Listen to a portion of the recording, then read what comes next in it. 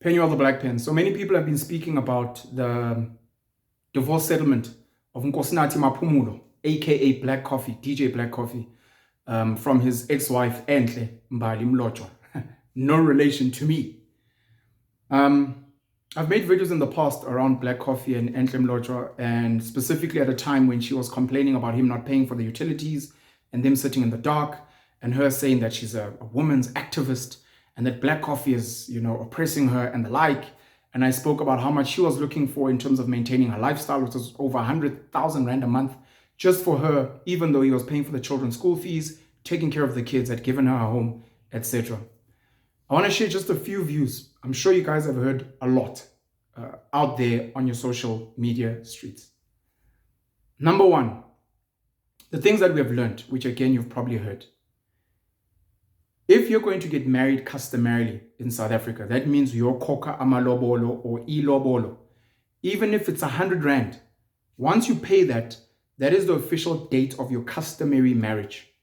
And from that day, the default is that you are married in community of property. That means what's yours is mine and what's mine is yours, which includes debt, by the way. Don't speak much about that. So yours is mine, what's mine is yours. What would come out in the court case is that Black Coffee and Enhle Mbali Mlotshwa would go and sign a prenup post him paying amalobolo. And they said because it was post, that prenup is null and void. So the lesson becomes, before you're going to go and pay amalobolo, go and get a prenup, anti-nuptial contract, ANC, done, before you even think of sending your uncles to the lady's home to protect yourself. Because if you do it after, there's a chance that you will lose the case and you may lose half of your assets, whatever the case may be. That's number one. Number two, courts can override anti-nuptial contracts. This is something that came up a couple of months ago. Whether you married customarily, whether you were married under civil, whether you do the anti-nuptial agreements before you pay lobolo or even after, there's something called a post-nuptial contract, which apparently is very expensive.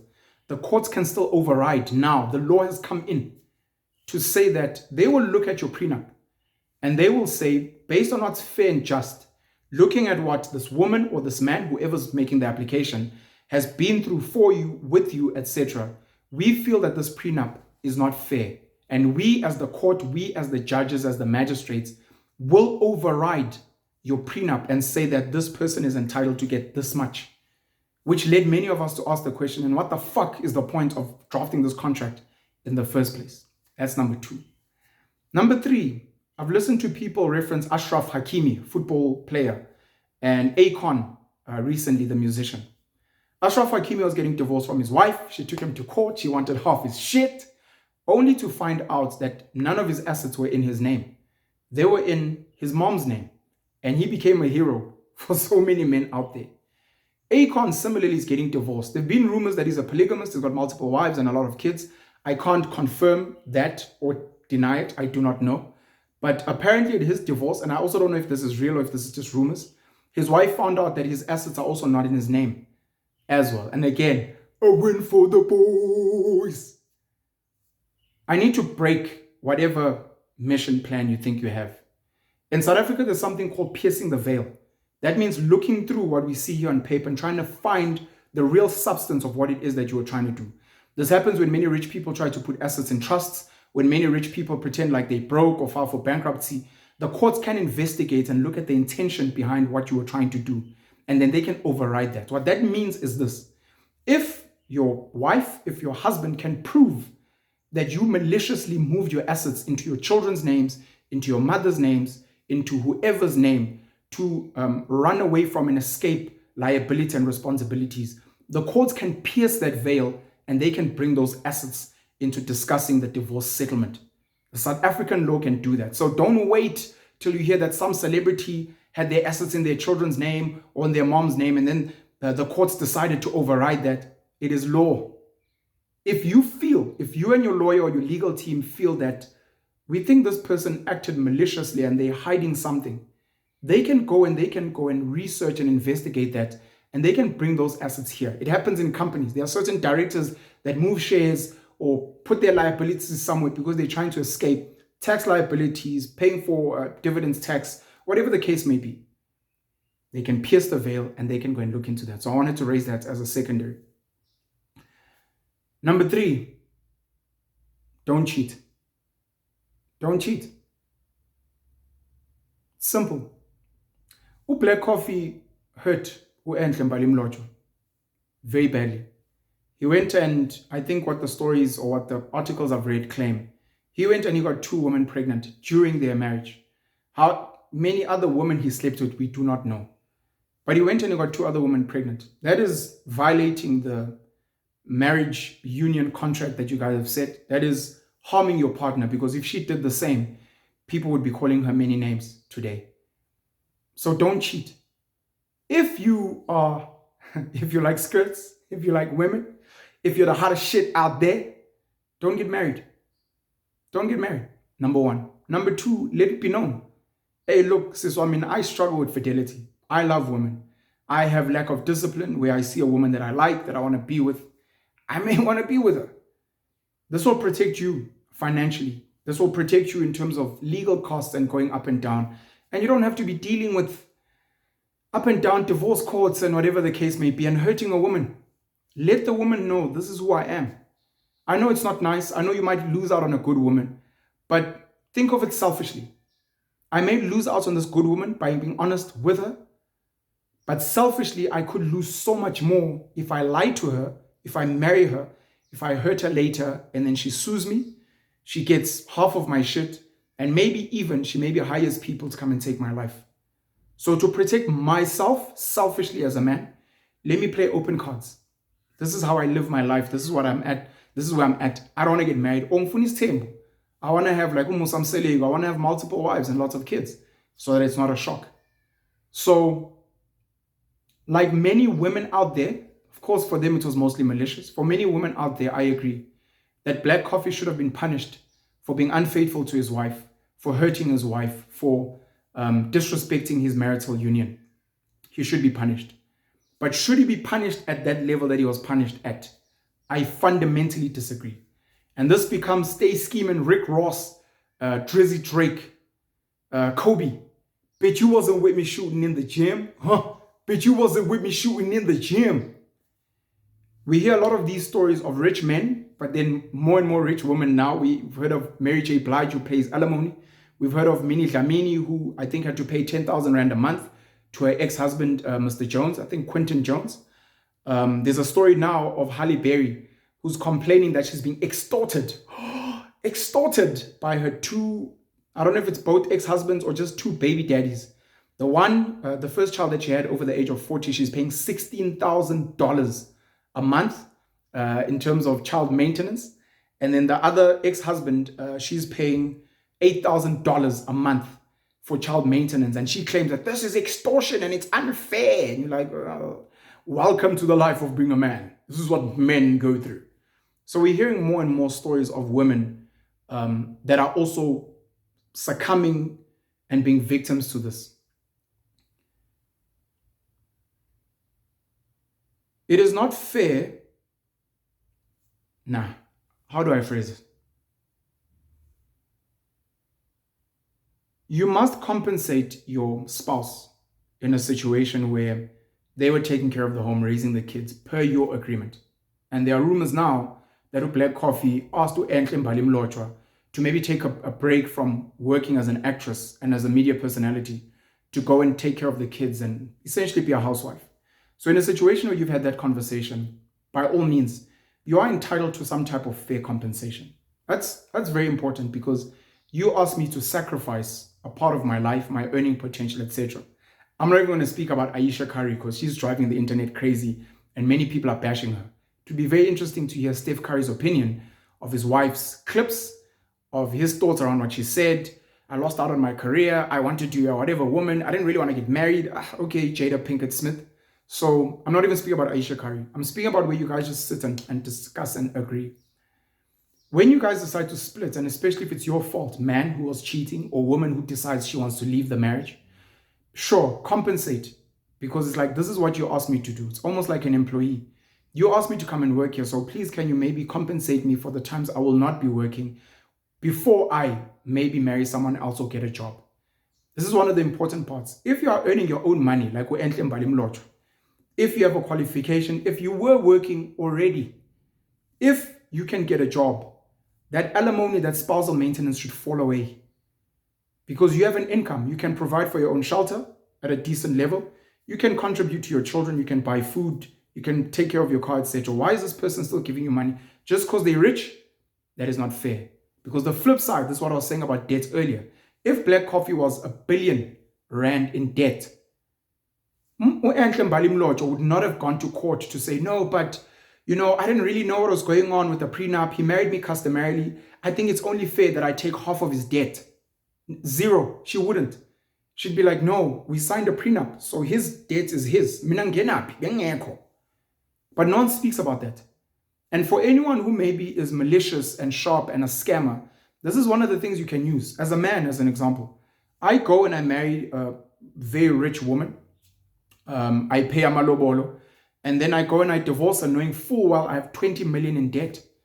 And right after that, I go to the courts. I'm like, hey, this woman's rich. So number one, I want spousal maintenance. Number two, we actually have debt as a couple. She's like, no, I don't. Like, yes, you do. We're married. I paid a malobolo of 30,000. So this 20 million, babe, honey bunch, sweetheart, half of it is yours. And that's dodgy and that's wrong. So again, it's only convenient when a person's rich, but when a person has debt, I'm not involved. So I think that is wrong. Once the person has moved on, in the case of Enhle Mbali Mlotshwa, there was a story where she started seeing a married man, where the wife of that married man would take on social media saying, Enhle Mbali Mlotshwa has been complaining about women coming into a marriage, but she's become a woman who's come into my marriage. She's speaking with my husband about being a second wife, and I don't agree. She's a homewrecker. People are like, ow, Enhle Mbali Mlotshwa, is this you, girl? Is this you breaking our happy home? So if you've moved on again as a woman or as a man, again, spousal maintenance and alimony shouldn't be paid. You're fine now. Why am I taking care of you when you have another partner? It's like I'm taking care of your new relationship. That's disrespectful and it's wrong. And then I want to say this. In the calculation, it cannot be that it's sufficient to look at my net worth. I have 100 million, therefore she's entitled to 50 million. I have R1 billion, therefore she's entitled to 500 million. That's wrong. I really think the courts, it's not rocket science, the courts can get a financial team or a financial professional to come in and to say, let's actually look at the reality of what's going on here. This woman is an actress. This woman maybe earns 50,000 Rand a month or could earn 50,000 Rand a month. This is how she lives. This is a decent home for a woman at her level and for her kids, etc. So when we do the calculations, we think, look, at 50,000 Rand a month, that's fair. She's like, but he's worth 5 billion. Yes, that's his money that he's earned by becoming an international star, by working hard, by traveling, whatever the case may be. You're not an international star. You're not a world famous DJ. You're not earning in euros and pounds and yen and dollars. This is your lifestyle at your level. This is your lane. Then we think 50,000 is fair as spousal maintenance to take care of you. That is very, very important. But they don't do that. They look at your net worth. In the same way, if he had debt, they wouldn't look at his debt. They wouldn't say, oh, look, this guy makes 10,000 Rand. Mama, you make 30,000. So yes, you're asking for spousal maintenance, but this guy is struggling. So you need to take care of him. Se reversa. Or because he's got debt, we know you applied for money from him, but we'd also like you to take on the debt. So that means Enhle Mbali Mlotshwa also has to pay the car installments at Black Coffee, also must pay his mortgage bond, also must pay for whatever it is debt or expenses that he has, because it's like, well, he's sharing his money that he works hard for. He must also share his expenses and liabilities that he has. So you must also take care of. And I don't understand why this is not a conversation with the chartered accountants we have, with the actuaries that we have, with the statisticians, with the risk specialists and analysts that we have. Why we're not having that conversation of use algorithms, use AI, use a financial model that says, we think even though he makes 10 million Rand a month, we think a fair spousal maintenance for her is 25,000 Rand or 80,000 Rand or whatever the case may be. Based on her lifestyle, forget him, based on her lifestyle and who we kind of see her to be. And yes, he got accustomed to a certain life, but that also can't be punishment. I took you to Dubai. I bought you a fancy car. We were traveling around the world because you were my woman. You are not my woman anymore. My new woman will get those perks. Those perks are for my woman. Similarly, if you say this child is mine, they will go to a top private school. I'll buy them a car in matric. We'll travel around the world because they are mine. Once we do a paternity test, a DNA test, and I find out this child is not mine, I will not upkeep that lifestyle because that lifestyle was for my child and this is not my child. This shouldn't be rocket science in a legal system that is meant to be fair. Those benefits had to do with because you were my woman. And this thing that I've been saying on social media, I'm going to raise here again. When people say the reason you pay spousal maintenance, of course, is to maintain a life. She must go get a job. She must go marry someone else with money to take care of that. Then you can step away. You got her accustomed to that lifestyle, to the hair and the nails, the big fancy house, the nice car, the traveling. You got her accustomed to that. Therefore, even in divorce, you must maintain that lifestyle. And you say, fair play. I agree. I will pay 180,000 Rand a month because I got her accustomed to that lifestyle. That's on me. But your worship, your lordship, your honor, she got me accustomed to certain things as well. Sex every day, a blowjob once a week. She was cleaning my house. She was cooking for me. She was doing my laundry. She was helping me with all this other admin, picking up my mom from the airport, running errands, speaking to some of my business managers, and speaking to my PA, etc. So where's her side? Where she got me accustomed to certain things and I can't have them anymore. And people say, well, you can't force a woman to have sex with you when you don't. That's rapey. I'm like, sure. But if I'm not going to be getting that sex, then I need to cut a chunk of the money I'm giving her away because that was a perk of being with me. And I'll use that money for the next woman who's giving me sex, or I'll go buy prostitutes. Win-win. So I'm going to cut out 30,000, which you were getting because, I'm not getting the sex anymore. And I'm going to go buy a prostitute or spend money on honeys. You're not cooking and cleaning for me. I'm going to now need to get a cook, and I'm going to need to get a cleaner. I'm going to need to get someone to do my laundry, etc. That's going to cost maybe another 25,000 Rand. So we need to cut that out because I'm not getting that benefit. So you can't get that benefit. And these things, you're getting your hair done and what, well, I need that money for my new woman. And since you're not my woman and I'm not getting these perks that I was getting from staring at your beauty when I wake up in the morning, you shouldn't be getting that money. Rights and responsibilities. A right to education. But are you showing up at school? Are you paying your taxes? Are you taking care of that infrastructure? A right to healthcare. But are you ensuring that you're paying your taxes? That you're only going to the doctor and to the clinic when you really need to, that you're not an illegal foreigner. A right to a grant. Yes, but are you paying your taxes? Are you working hard? Are you looking for a job? Are you going to school? Are you trying to contribute? Why do you only want the rights but not the responsibilities? It's so nice to get the spousal maintenance, the alimony. But what benefits is this guy still getting from you? Because he's paying you because he got you accustomed to a certain life. You got him accustomed to a certain life, but he's not getting that benefit anymore. That's unjust. That's unfair. That's wrong. At the very least, I pay you spousal maintenance. I give you a list of all the things I expected from you. And from that spousal maintenance, you must make sure that you still take care of those things. So I'll give you the money. You send a cleaner and a cook and a person to do laundry there. You maybe fund my prostitutes that come through and give me a good time. You pay for a tutor or a nanny to take care of the kids because you're not anymore. You pay for a business advisor, a mentor, a friend, a psychologist, all these roles that you played in my life supporting me. You must pay for all of that because you're not doing it anymore. That was the value added in my life. You are my therapist. You are my motivator. You are my inspiration. You are my everything. I need you to pay for all of those things professionally now because I'm paying you spousal maintenance. In the case where you don't want to pay for these things, I shouldn't have to give you money at all. It's a sad story. It's a sad story. And I feel sorry for Enhle Mbali Mlotshwa.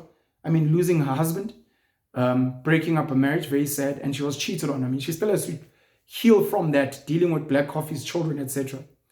I feel sorry for Black Coffee. In his sadly miseducation, being dizzy, high in love, the biggest mental illness on earth, he went and he made decisions that came back to backfire. Even when he tried to do damage control with the prenup The courts overrode that. They're like, nah, chief. And I think it's so convenient and so wrong for Enhle Mbali Mlotshwa to claim that this is a woman's rights issue. Women are being abused, and for her lawyer to say the same. That's a pile of bullshit. Even the fact that she claims she was misled and didn't have fair legal representation at the time they signed the prenup, that's bullshit. Again, all of these arguments wouldn't exist if Black Coffee had a lot of debt and she was being asked to shoulder that debt. It's convenient. And I fucking hate it when women want to pretend to be fighting for women. Women are oppressed. I'm an ambassador for women. Amandla, when it serves their agenda. It's bullshit. So I feel sorry for Black Coffee, man, but he should be a lesson to many other men or women of means or who are ambitious moving forward. Number one, stop getting married. It's an outdated institution. This is from me to you. If you believe in marriage, good for you. From me, stop getting married. It doesn't make sense and there's no upside. Once you pay a malobolo, 100 rand, you are married customarily. You'll find yourself in kak. Don't do it. Don't do it. If you do get married customarily, go and register your marriage at Home Affairs. Before you pay a malobolo, if you're going to get married, go and get a prenup and anti-nuptial contract done and make sure that both of you have fair legal representation. If you love women, don't get married. Go and enjoy the streets. Go and live your best life. Don't find yourself in shit like this. It's avoidable. Penny or the Black Pen. Looking forward to reading your comments. Sharp.